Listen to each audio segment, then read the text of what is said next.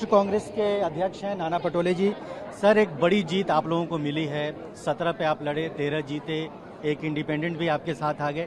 क्या मानते हैं इस बड़ी जीत की वजह, क्योंकि 5 साल पहले महज एक सीट मिली थी आपको? देखो, कांग्रेस का संगठनात्मक काम, कांग्रेस के कार्यकर्ताओं की इच्छा शक्ति और जिस तरह से राहुल गांधी जी ने इस देश में जो हजारों किलोमीटर पदयात्रा करके देश की जनता को यूनाइटेड किया, उसका फल है कि आज कांग्रेस महाराष्ट्र में सबसे ज़्यादा सीटों पे चुन के आना उसकी देन है और कार्यकर्ताओं की एकजुट।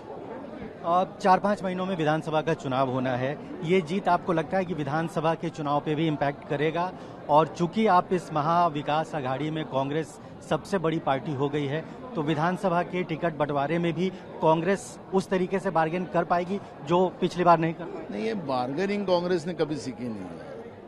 कांग्रेस एकदम स्पष्ट है कि आखिरी सत्ता से बीजेपी को हटाना है तो मेरिट के आधार पर निर्णय हो, ये भूमिका कांग्रेस की है। पार्लियामेंट के इलेक्शन में कांग्रेस ने वही भूमिका रखी है, आज भी वही भूमिका रखी है। तो हमारी भूमिका स्पष्ट है, ये बार्गेनिंग का इशू नहीं।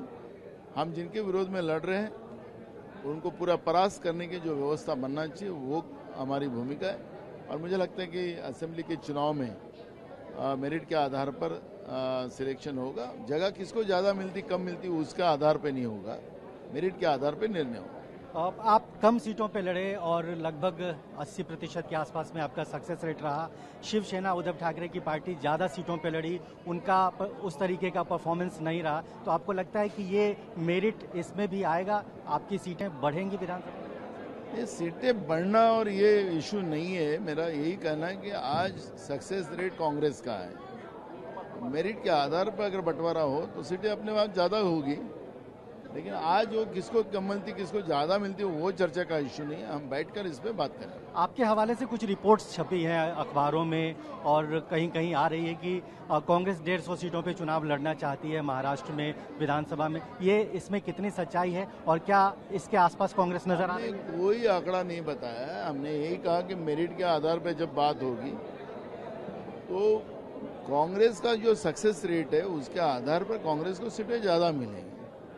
कोई मीडिया ने अगर छाप दिया 150, तो मैंने कोई 150 बोला नहीं अभी तक। जो भी हो, मेरिट के आधार पर डिसीजन हो, यही हमारा कहना है। इस बार भी अगर मेरिट के आधार पर ही अगर मिलता, लोकसभा चुनाव में टिकटों का बंटवारा होता, तो कांग्रेस का प्रदर्शन बेहतर होता आपको? कांग्रेस का नहीं, अलायंस का भी होता, दोनों का।